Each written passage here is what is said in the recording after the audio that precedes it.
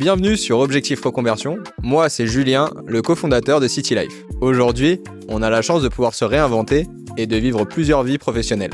Ça a été mon cas et ça sera peut-être aussi le tien.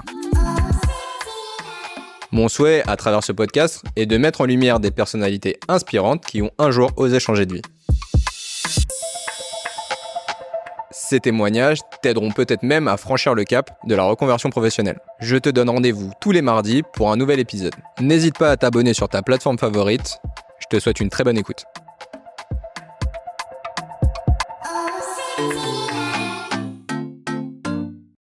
Salut Laurane. Salut Julien. Bon, on va remettre un petit peu dans le contexte, puisqu'aujourd'hui c'est un numéro un peu spécial. Ça fait un peu quelques années que nous sommes mariés, mais il me semblait important aujourd'hui que tu fasses partie de ce podcast sur la reconversion professionnelle, puisque tu es en plein dedans. En tout cas, tu en as effectué une, voire même plusieurs. Ma femme ou pas ma femme, première question, qu'est-ce que tu fais aujourd'hui ? Alors, aujourd'hui, je suis responsable administrative des ventes chez City Life, donc au sein de City Life, ce qui fait que je m'occupe de tout ce qui se passe à partir du moment où une offre d'achat est acceptée sur un appartement. Donc, toute la coordination avec les notaires, rédaction des compromis, le dossier, etc., jusqu'à la signature définitive.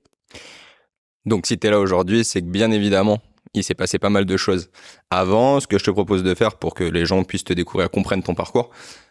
Quel a été ton parcours scolaire depuis enfant ? Quel a été ton chemin ? Alors, moi, je suis typiquement la très bonne élève à l'école, depuis les petites classes. Toujours très stressée, très discrète, mais qui fait le travail qu'on lui demande et qui aime l'école. Donc, pour le coup, pour moi, j'étais super heureuse d'aller à l'école. Ensuite, donc ça, vraiment pour la phase école jusqu'en CM2. Vient le divorce de mes parents à mon entrée au collège, ce qui fait que pour le coup, l'école est devenue un petit peu mon refuge et j'avais obligation, vu que rien n'allait à la maison, que tout se passe très bien à l'école. Donc du coup, j'étais encore meilleure, entre guillemets, parce que il fallait absolument qu'au moins ça tienne la route et que je ne fasse pas de problèmes supplémentaires en ayant des difficultés à l'école. Donc j'ai été encore meilleure sur le collège et le lycée. Ok, donc ce parcours se passe très bien, t'es très bonne à l'école, donc un parcours entre guillemets exemplaire. Ouais, j'irai pas jusque-là, mais en tout cas, je me débrouille bien. Ouais. Avec de très bonnes notes, souvent. Ouais.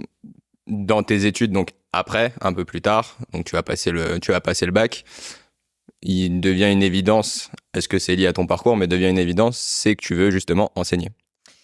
Ouais, mais ça, je le sais pas forcément. Enfin, c'est au fond de moi, mais je le sais pas tout de suite. En fait, quand j'étais au lycée, j'ai participé à un programme qui aidait les enfants en difficulté du quartier au niveau des devoirs, donc du soutien scolaire après les cours. J'ai fait ça en première et terminale parce que j'avais envie de le faire pour le coup, et ça m'a apporté énormément d'aider ces enfants qui à la maison pouvaient pas travailler, qui avaient aucun soutien, et je me suis sentie utile et en plus avec quelque chose que j'aimais faire. Donc et là ça a fait, enfin ça a fait quelque chose en moi. Il y a quelque chose qui a résonné et que j'ai gardé. Et au final, j'ai fait mon bac littéraire, je l'ai eu. Je me suis inscrite à la fac, donc une fac privée à Paris, et j'ai commencé un cursus en histoire-géographie. Rien à voir. Enfin, en gros, avec cette licence d'histoire-géographie, je savais pas du tout ce que j'allais faire. On me disait qu'en gros, au fond de moi, j'avais l'enseignement, mais c'était pas assez pour ce que voulait ma famille, être prof. Ouais, ok. Mais ils estimaient en tout cas que je pouvais faire plus. Donc je me suis dit, bon, avec ça, je pourrais peut-être faire du journalisme, du droit derrière, quelque chose qui soit du coup plus consistant comme ce qu'on attend de moi. Et au final, j'ai fait ce premier semestre et je me suis rendu compte que, ok, il y avait certaines matières que j'aimais bien, mais en fait, j'allais rien faire de tout ça, quoi. Et j'ai arrêté et je me suis mise à bosser. Donc, j'ai été vendeuse dans du prêt-à-porter semi-luxe pendant, du coup, jusqu'à la rentrée d'après, la prochaine rentrée scolaire, où là, j'ai démarré une licence de lettres modernes. Donc, j'ai recommencé une première année de licence et je suis allée en lettres modernes parce que c'était un domaine que j'adorais, la littérature, etc. Je bouffe des livres à n'en plus finir, donc depuis toujours. Donc, je me suis dit, je vais aller dans ce domaine-là. Je sais pas ce que j'en ferai non plus, mais en tout cas, j'y vais et au moins, je vais kiffer ce que j'apprends, ce que j'étudie et on verra après, quoi. Et donc, j'ai fait 2 années en lettres modernes. Et donc là, t'arrives, tu as ta licence. Ce qui est marrant, et pour le coup, je le découvre avec tout le monde, c'est que l'enseignement a été entre guillemets présent, mais n'était pas encore une réalité complète à ce moment-là, pour plein de raisons, et notamment ce qui est drôle dans ce que tu dis, c'est qu'il y a aussi des raisons extérieures. Je me sentais bridée en fait. De la vision qu'on a en fait du métier d'enseignant ou d'enseignante ou de professeur, que je pouvais avoir de manière très honnête. Sortie de ta licence, finalement, là, tu prends le chemin et tu prends la direction dans tes études d'aller justement vers l'enseignement. Quel est ce parcours-là? Alors en fait, je découvre qu'il y a donc j'ai fait mes 2 années, donc je termine pas la licence de lettres modernes, je fais 2 années, je valide ma 2e année, et là, j'apprends qu'il y a un cursus en 3e année de licence, sciences de l'éducation. Je me dis, ça y est, en gros, c'est bon, j'ai ma porte vers ce que finalement j'ai au fond de moi. Tant pis, je m'en fiche de ce que vont penser mes parents, etc. C'est pas assez pour moi. Je pense que j'arrive à un âge aussi où je m'affirme vraiment et j'essaye de me détacher de tout ça. Et du coup, je rentre dans cette licence de sciences de l'éducation. Et alors là, je commence ma licence et je tombe enceinte. Donc, je pense que ça, tu t'en souviens. Je suis au courant. Je suis au courant. D'ailleurs, ça a été un vrai souci d'organisation, mais surtout, tu as été jusqu'au bout pour le coup du cursus. Donc, comment tu as géré justement le fait de devenir enseignante? Parce qu'il y a tout un cursus, il y a un concours. Comment ça se passe et comment tu gères tout ça? Alors déjà, rien que le parcours du combattant, il a commencé pendant cette première année de licence en sciences de l'éducation parce que j'ai dû faire cette année-là en 2 ans. Et en fait, il fallait que je prouve à la commission qui allait approuver mon dossier pour pouvoir faire ma licence cette année-là en 2 ans, que j'étais capable d'aller jusqu'au bout, de valider mes semestres en étant enceinte, de m'occuper de ma fille, de revenir et de valider mon 2e semestre. Donc ça, c'est passé par une commission, j'ai dû défendre le truc et bon, ça a été accepté. Mais c'était pas un cas commun en tout cas, donc bon, ça sortait un peu des cases, mais c'est passé. Et ensuite j'ai démarré le master, donc j'étais déjà maman de notre première petite fille qui avait, je sais plus du coup, on était en 2014-2015, donc elle avait 2-3 ans. Et donc là, le master, j'ai fait 1 année complète de master, donc pur que des cours. Et ensuite, la 2e année, en fait, donc après la première année, on passe le concours. Là, franchement, ça a été j'ai stressé encore plus que pour passer mon permis, alors que je pensais que c'était le moment le plus stressant de ma vie. Mais ça a été un enfer, quoi, parce que j'avais l'impression de pas pouvoir travailler autant que les autres, parce que j'avais toute ma vie de maman, ma vie de femme aussi, d'épouse, parce que on était déjà mariés, je devais gérer le quotidien, notre chez nous, enfin tout ça.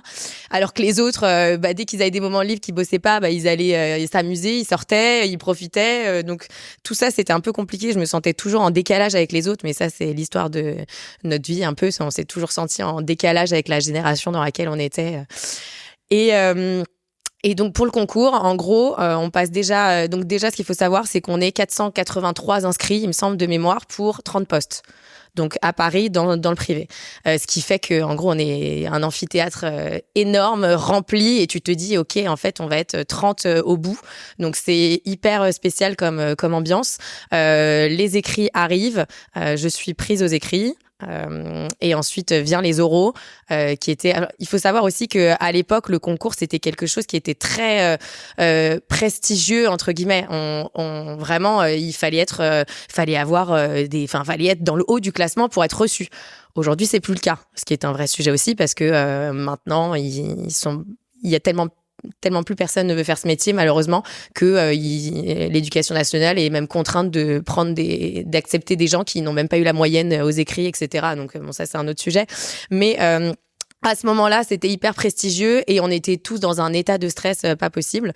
J'ai passé les oraux, j'ai même été accompagnée par ma mère. J'ai dormi dans un hôtel à côté du centre d'examen parce que j'avais peur de paniquer complet en fait et je voulais pas être seule. Et tu t'occupais de notre fille, donc il fallait bien qu'il y ait quelqu'un. J'ai réussi ces oraux, j'ai été en plus bien classée, ce qui fait que j'ai démarré ma première année. Donc en faisant la 2e année de master, donc on poursuit en fait notre cursus universitaire. À côté de ça, donc on a eu le concours et on enseigne. Donc je me retrouve en 2015 pour la première fois dans une classe à mi-temps. Donc je suis prof des écoles stagiaires, donc 2 jours par semaine en cours, pour valider mon master 2 et à la fin de l'année mon mémoire, et 2 jours en classe, directement sur le terrain. Donc là, ce qu'on se rend compte quand même, et ce qui était assez impressionnant, et je pense qu'on a du mal à le percevoir, c'est que pour devenir enseignant ou enseignante à ce moment-là, parce que oui, il y a un sujet, on en reparlera sûrement après, c'est quand même un parcours du combattant. C'est un long cursus, c'est un cursus de 5 ans d'études, plus une porte d'entrée avec un concours où finalement il y a même pas 10% de gens qui sont pris. Je me souviens que tu me racontais que dans l'amphithéâtre, vous avez démarré à 483 et qu'au fur et à mesure de l'année, il y en a qui abandonnaient. L'amphithéâtre se vidait. Donc là, ça y est, tu deviens enseignante. C'est clairement un métier passion. Ou en tout cas, moi, je le définis comme ça vu de l'extérieur. Est-ce que toi, c'est quelque chose que tu partages ?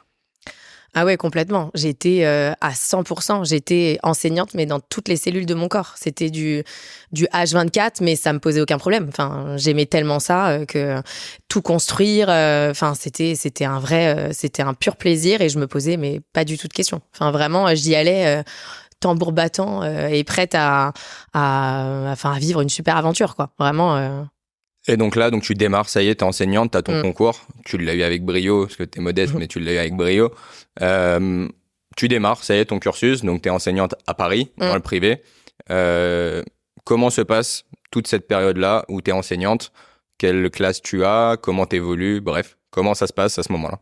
Alors, j'ai une classe de CM2. Je suis en binôme avec une fille qui était avec moi pendant le cursus universitaire, que je n'ai pas rencontrée à ce moment-là. Et on se retrouve dans la même classe, donc à mi-temps chacune, qui fait partie aujourd'hui de mes meilleures amies.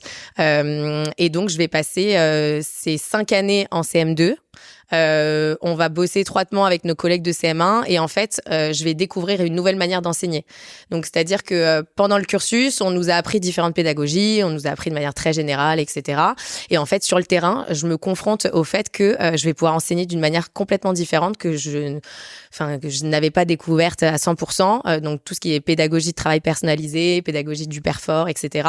Ce qui fait que je construis plein d'outils. Mes élèves, ils sont partout dans la classe, ils travaillent avec plein d'outils que j'ai créés en français et en maths, ils ont un plan de travail, ils sont hyper autonomes, etc. Et du coup, c'est pas un enseignement classique. J'étais contre le fait de mettre mes élèves en cours magistral, leur inculquer des choses et qu'ils soient complètement passifs. Donc l'idée, c'était qu'ils soient le plus actifs possible dans l'apprentissage et qu'on crée le maximum. Donc j'étais en création perpétuelle, mais tout le temps, à la maison presque beaucoup plus qu'en classe, parce qu'en classe, j'étais avec les élèves et sur le terrain. Et donc, ça a été vraiment pendant 5 ans une émulsion de créativité et d'essais, on recommence, on n'y arrive pas, enfin c'est vrai. Et j'ai adoré ça et le travail surtout avec les collègues. Et pendant ces 5 années quand même, je suis devenue à nouveau maman 2 fois.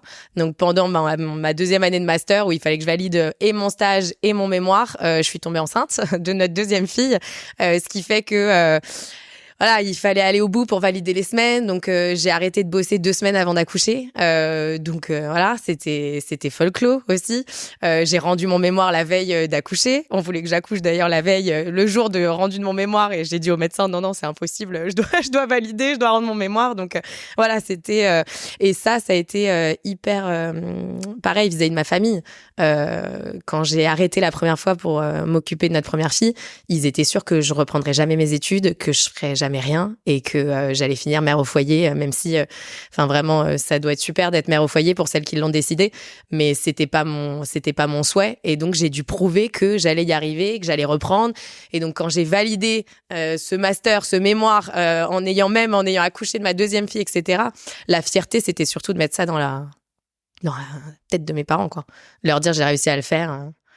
Et donc là, t'es enseignante, tout se passe bien. Lorsqu'on est enseignant, professeur, on a quand même une voie qui est toute tracée, c'est-à-dire qu'on a même une grille de salaire, on sait très bien jusqu'à où on va aller, comment on va y aller, par quelle rémunération, enfin bref, le chemin est tracé, entre guillemets, d'avoir le concours et d'avoir son poste de titulaire est quasiment où on est arrivé, et après on fait son métier de manière courante, régulière, d'année en année, de génération en génération, etc. Comment on passe d'un métier passion, où entre guillemets tu as atteint ce Graal dans ton parcours, à je me pose des questions, je remets des choses en question, jusqu'au point de se dire je peux quitter l'enseignement et je peux faire autre chose.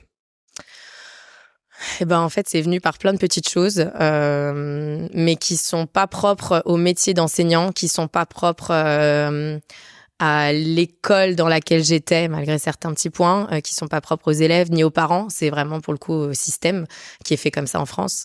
Je n'acceptais plus, en fait, que quelqu'un puisse venir dans ma classe pour soi-disant m'inspecter, alors qu'il ne connaît même pas la manière dont j'enseigne, la pédagogie que je mets en place dans ma classe, etc. Enfin, c'est inconcevable pour moi que quelqu'un vienne me juger sur une séance d'1 heure sur quelque chose qu'il ne maîtrise même pas. Enfin, c'est du bon sens, quoi. Enfin, donc déjà, ça, c'était pas possible. Quand je vois maintenant mes collègues qui se font inspecter, parce que donc j'ai vécu une inspection pour ma validation de master, etc., où j'ai fait un travail de groupe pendant cette séance-là et où la directrice qui est venue m'inspecter ne connaissait pas, entre guillemets, comment est-ce qu'on pouvait faire du travail de groupe, et m'a dit, mais comment ça se fait que vous fassiez du travail de groupe, vous avez appris ça comment, à quoi ça vous sert vraiment? J'étais choquée. Enfin, vraiment, pour le coup, pour moi, c'est le principe même d'apprendre, c'est de travailler ensemble entre pairs, etc. Donc voilà, donc déjà j'ai commencé à me dire, c'est bizarre quand même, quelqu'un vient me voir et puis là, le manque de reconnaissance, de manière que ça soit financier, parce que oui, tout le boulot qu'on fait à côté, etc. Au bout d'un moment, j'aimais ça, mais je me disais, mais en fait, je vais me tuer à la tâche pour quelque chose où j'évoluerai jamais. Je voyais pas d'évolution. Le fait qu'il y ait une grille, justement, quelque chose qui bloque, bah, au bout d'un moment, justement, ça a fini par me bloquer, de me dire, je veux pas être directrice, je veux certainement pas être inspectrice, je veux pas rentrer à l'éducation nationale. Bah, qu'est-ce que je vais faire, quoi? Et je veux pas faire du CM2 toute ma vie, mais j'ai pas envie de changer de niveau parce qu'alors reconstruire un travail entier, on avait abattu des montagnes avec ma collègue. Enfin, voilà. Donc, tout ça, plus, dans mon école, j'avais une directrice qui n'est jamais venue dans ma classe, par exemple. Elle n'est jamais venue voir le travail que je faisais en classe. Je trouvais ça incroyable de se servir de nous comme vitrine, mais de ne pas venir voir ce qu'on fait et la réalité de notre travail. Donc, toutes ces petites choses-là ont fait que petit à petit, je me suis posé des questions. J'aimerais toujours enseigner. Enfin, ça fait partie de mon ADN et j'ai ce côté, je pense, pédagogue en moi et le rapport aux enfants, etc. Mais je n'acceptais plus les dysfonctionnements de ce système, en fait. Et donc, à ce moment-là, tu es enseignante pendant 5 ans dans la même école, tu as ton évolution, arrive le Covid, grosso modo, et finalement, tu vas prendre la décision de tout arrêter, de tout basculer, donc de quitter l'enseignement pour me rejoindre dans l'aventure. Comment s'est passée cette décision? Quel a été le tourbillon sentimental que tu as vécu par rapport à ça? Bah, ça a été très compliqué parce que c'est dur de tirer un trait sur ok, j'ai fait 5 années d'études, je me suis arrachée, j'ai été maman pendant que je validais mes trucs, j'ai passé mon concours, etc. J'enseigne que 5 ans. Je me disais non, c'est pas possible, et c'était le tourbillon, vraiment, et en même temps je me disais mais je veux me lever le matin, je veux prendre plaisir à aller au travail, je veux vraiment aimer ce que je fais, etc. Et je le sentais plus à 100%. Donc toutes ces questions se sont ajoutées à beaucoup de discussions entre nous. Donc clairement l'élément déclencheur, ça a été toi. Donc et j'ai toujours été, je m'intéressais à ce que tu faisais, au projet que tu montais, j'étais derrière depuis le démarrage. Donc on va dire que les planètes se sont alignées progressivement. J'avais le frein aussi de me dire mais bosser en famille, bosser avec toi, est-ce qu'on va y arriver? Parce que c'est pas parce que ça va bien dans notre couple que ça peut aller bien sur le terrain professionnel. Donc j'avais énormément d'appréhension. Un jour c'était oui, un jour c'était non. Plus l'organisation avec nos filles. J'y arrivais comme ça. J'arrivais très tôt à l'école, à 7h du matin. Je faisais le taf en gros jusqu'à 8h30 que je pouvais pas faire quand je quittais mes élèves parce que j'allais chercher nos filles et j'adorais cette orga de pouvoir profiter avec elles, les vacances scolaires, etc. Où je bossais énormément à la maison, mais je pouvais être là aussi pour nos filles. Donc tout ça roulait. Je me disais ok, je vais tout envoyer valser. Est-ce que c'est égoïste? Est-ce que je pense qu'à moi en faisant ça? En me disant je vais penser à mon bien-être au boulot, mais est-ce que si ça a un impact sur mes filles? Tout ça, c'était vraiment le tourbillon. Qu'est-ce que va penser ma famille? J'arrête tout, j'ai voulu faire ça, je me suis battue pour montrer que j'allais y arriver et que ça allait être, que j'allais être une super enseignante et que enseigner c'était top malgré tout ce que, mes parents pouvaient penser. C'était le tourbillon absolu jusqu'au jour où en fait, après une énième discussion ensemble, je me dis ok, c'est le moment, vas-y, saisis l'opportunité qui se présente. Tu sais pas trop, t'y connais rien en vrai sur le terrain, tu verras bien et puis c'est le moment en fait, c'est le moment, c'est tout. Je me suis dit c'est le moment, vas-y, il y en aura peut-être pas d'autres et donc fonce quoi. Et donc là tu quittes l'enseignement Pour faire quoi? Et donc je te rejoins au sein de City Life et je prends la responsabilité d'une agence. Donc il y avait 4 agences à ce moment-là. Il y en a toujours 4 d'ailleurs. Et donc je deviens responsable commerciale, administrative, etc. de l'agence de Nation. Donc ça y est, tu rentres dans un milieu qui a plus rien à voir. Donc c'est-à-dire qu'on t'a sorti de ton bocal, on t'a mis dans un autre bocal. Comment tu vis ça, le fait de changer finalement d'univers, et comment tu vis le fait de découvrir ce nouveau métier-là? Qu'est-ce que ça t'a apporté et sur quoi il y a eu des difficultés? Honnêtement, c'est pas simple au début. Je le vis assez mal parce que j'ai été formatée. J'ai appris à faire mon métier précédent.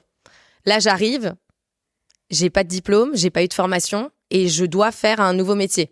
Ah, pour moi, il y a quelque chose qui va pas, quoi. Donc, et en fait, je me rends compte que c'est un métier qu'on apprend sur le terrain, c'est un métier qu'on apprend en échangeant avec les autres, etc. Donc, on échange énormément, beaucoup tous les deux. Et puis, je me confronte à la réalité, aux situations, etc. On apprend de ses erreurs, on recommence, on fait différemment. Voilà, c'est vraiment comme ça que je l'ai vécu. Ce qui a pas été simple aussi, c'est que j'ai découvert donc un nouveau domaine, l'immobilier. J'ai découvert aussi tout ce qui va avec, donc tout ce qui est la négociation, la partie juridique, la partie administrative, l'humain, la relation client, enfin tout ça que je vivais peut-être indirectement dans mon contexte de classe aussi avec les élèves, avec les parents, tout ça, mais c'était vraiment complètement différent. La chose par contre que j'ai pu réemployer, c'est ce côté pédagogue, ce côté écoute, accompagnement, que ça soit avec les clients du coup, qu'avec les membres de mon équipe, parce que j'essayais vraiment en étant responsable, d'être un peu comme je l'étais dans ma classe, un peu comme leader de mes élèves et pour tirer un groupe vers le haut et les amener chacun au plus haut de ce qu'ils pouvaient. J'ai fait un petit peu, j'ai transposé ça avec mon équipe qui était généralement de 2-3 négociateurs. Voilà, mais c'était pas simple. C'était vraiment pas simple. Ça s'est fait progressivement. Et en quoi c'était pas simple et en quoi finalement cette première étape, parce qu'il y en a d'autres derrière, cette première étape est pas une réussite absolue, en tout cas dans les émotions et la manière de vivre. Qu'est-ce qui, de ce changement, toi, t'a vraiment impacté? Alors en fait, ce qui était compliqué, c'est qu'il y avait une dichotomie complète entre ce que je ressentais, comment je le vivais, et les résultats et les membres de mon équipe, comment ils vivaient la situation, quoi. En gros, je me remettais toujours en question, j'étais dans un stress permanent.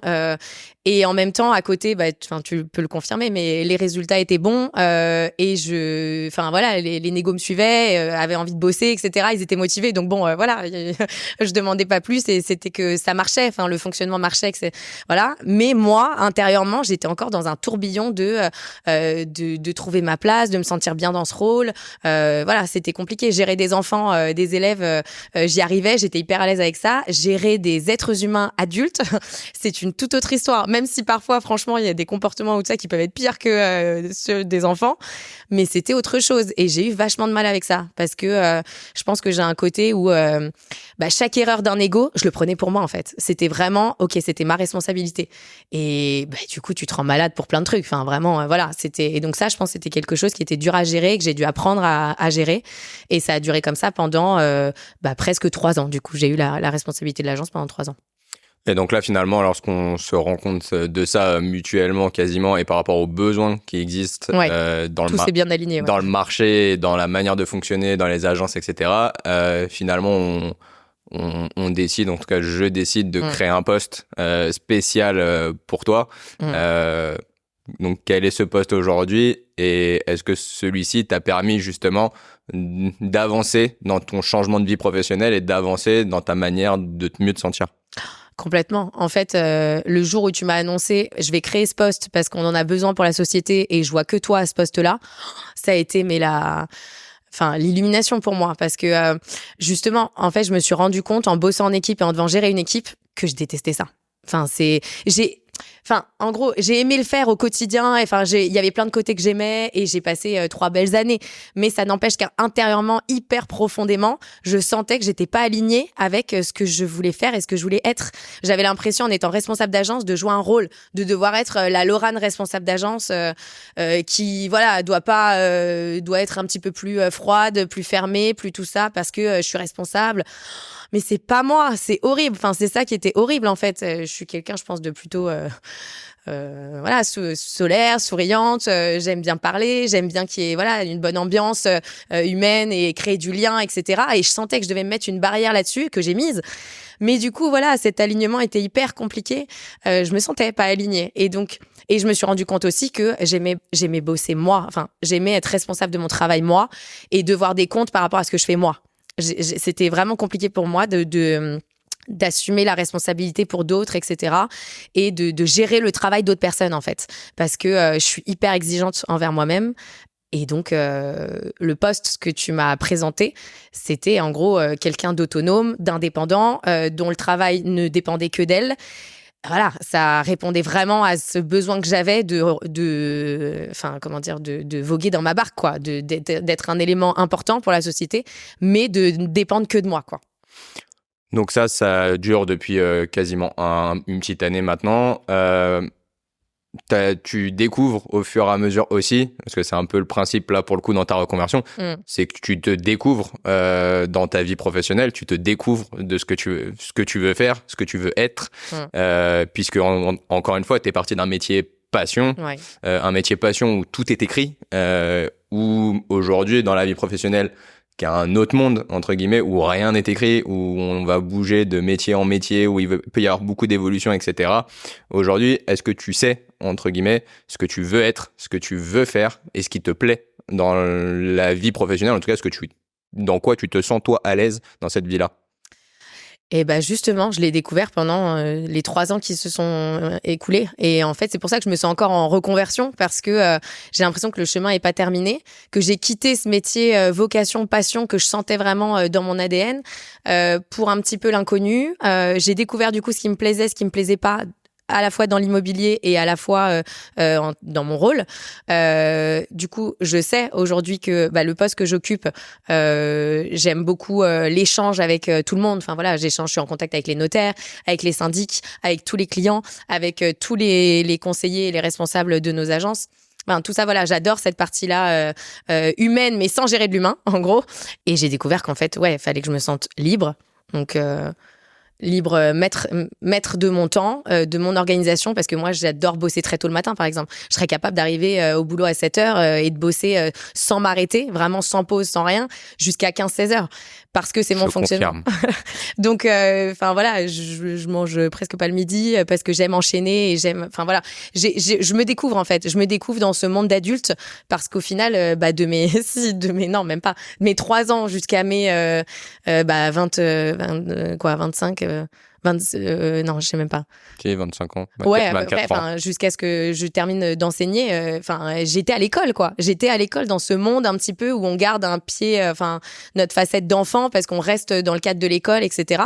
Et j'ai vraiment eu l'impression de rentrer dans un monde d'adulte. Et donc, je me découvre encore aujourd'hui en tant qu'adulte dans ce monde professionnel. Et c'est pas simple, mais je commence à vraiment m'épanouir et ce qui m'épanouit le plus surtout c'est le projet City Life pour le coup. Ouais, ou pour lequel tu vas prendre de plus en plus de place, en tout cas par rapport à moi, avec moi, parce que ce que tu as découvert aussi, c'est que t'aimais être un peu touche à tout, t'aimais être un peu sur pas mal de choses, t'as une grande curiosité qui vient sûrement de l'enseignement, de l'apprentissage, l'envie d'apprendre, donc aujourd'hui c'est vrai que t'as envie de toucher à beaucoup de choses, il y a beaucoup de choses dans City Life, donc tu tends à ça et c'est ce qui se passera dans les mois et les semaines, les mois et années qui arrivent. Est-ce qu'à un moment donné tu t'es posé la question, parce que lorsqu'on quitte l'enseignement, il y a une mise à disposition qui dure 3 ans. Est-ce qu'à un moment donné, dans ce cursus-là, tu t'es dit, je vais y retourner? Eh ben non, jamais. Jamais. Je me le suis jamais dit parce que j'avais pris cette décision et une fois que je l'avais prise, c'était terminé. Je savais que alors c'est pas forcément un retour en arrière parce que si je mentirais si je disais que je l'aurais pas vécu comme un échec parce que quand on se lance dans un nouveau projet, si ça réussit, t'as pas envie de revenir à ce que tu faisais avant, donc si. Mais en même temps, c'était la petite bouée de secours si jamais il se passait quoi que ce soit dans nos vies, parce qu'on peut jamais rien prévoir, même vu que c'était une entreprise familiale aussi. Enfin, on sait pas. Voilà, c'était ma petite bouée, mais je me suis jamais dit j'ai envie d'y retourner ou jamais. Jamais. Et pourtant, j'ai eu des moments de doute aussi, des moments compliqués, etc. Et je me le suis jamais dit non. J'ai 2 questions. On arrive à la fin du podcast. Première chose, est-ce que tu estimes que ta reconversion est une reconversion réussie? J'ai un peu la réponse parce que tu viens de la donner légèrement avant. Donc, elle est non aboutie pour le moment. Mais est-ce que tu estimes que c'est une reconversion réussie ou en tout cas que le chemin est le bon? Ça, c'est ma première question. Et ma deuxième question, ce sera si jamais tu avais quelqu'un en reconversion professionnelle, enseignant ou pas, quel conseil tu lui donnerais de par ton expérience ou toi, justement, souvent on entend dans la reconversion, c'est je suis passé de ça à ça a été une révélation, j'ai explosé, etc. Toi, c'est beaucoup plus étape par étape, c'est-à-dire que ça n'a pas été une révélation tout de suite. Il a fallu, entre guillemets, apprendre le monde de la vie professionnelle qui était différent de ton cocon d'enseignant. Donc voilà, reconversion réussie. Et quel conseil? Alors oui, je pense que c'est réussi parce que aujourd'hui je m'aligne de plus en plus avec ce que j'ai envie d'être, ce que j'ai envie de faire et ce que je suis. Donc ouais, c'est réussi dans ce sens-là. Et puis c'est surtout que ça a été une révélation pour nous aussi de bosser ensemble. Donc on s'est rendu compte que tout simplement aujourd'hui on pourrait plus ne plus bosser ensemble et que c'était une aberration de pas le faire avant. Comment on a tenu autant d'années sans travailler ensemble? Donc ça ouais, c'est une réussite. Et puis enfin voilà, donc par rapport à ça, oui. Et puis parce que j'ai appris à me découvrir, même s'il y a eu des moments hyper compliqués, etc. On en tire toujours quelque chose. Donc ça nous a renforcés, nous. Moi, ça m'a rendue plus forte. Je me découvre en tant qu'adulte dans ma vie professionnelle. Je me rends compte aussi que j'ai vécu cette expérience en étant responsable d'agence. Là, je vis une nouvelle expérience en étant responsable administratif des ventes et ton couteau suisse sur tous les projets City Life. J'adore cette casquette d'être dans l'ombre à tes côtés et voilà, j'adore ça aussi. Et je me dis je sais pas vraiment de quoi sera fait demain. Je sais que je suis sur le bon chemin. J'y vais, j'avance doucement. Ça se trouve, un jour, il y aura à un moment donné un autre chemin vers un autre projet ensemble, moi toute seule, j'en sais rien. Mais je me dis que maintenant, j'ai les armes en tout cas pour vivre n'importe quoi. J'ai vécu déjà ce changement. Donc maintenant que je l'ai vécu, je suis prête à pouvoir vivre n'importe quel changement. Et je me suis rendu compte que ouais, effectivement, on fait pas qu'un métier, on n'est pas forcément, il n'y a pas besoin de passer de diplôme ou d'avoir de formation pour faire ce qu'on a envie de faire. Tout est possible quand on fait les bonnes rencontres, quand on a envie, quand on est aussi bien entouré. Donc on va dire que aujourd'hui j'ai plus peur. C'est une bonne nouvelle. Et oui, pour le conseil. Tu viens de le donner un petit peu, de bien s'entourer, de ne pas avoir peur, de franchir les étapes petit à petit, d'être patient, de vouloir persévérer, de ce que j'entends, parce que c'est ton parcours, de persévérer et de finalement aller chercher toujours plus loin. Merci beaucoup pour ce témoignage, ça a été un plaisir. Je pensais pas un jour interviewer ma femme, c'est chose faite. Donc voilà, merci pour ton parcours et puis à très bientôt, pas très loin de moi. À bientôt.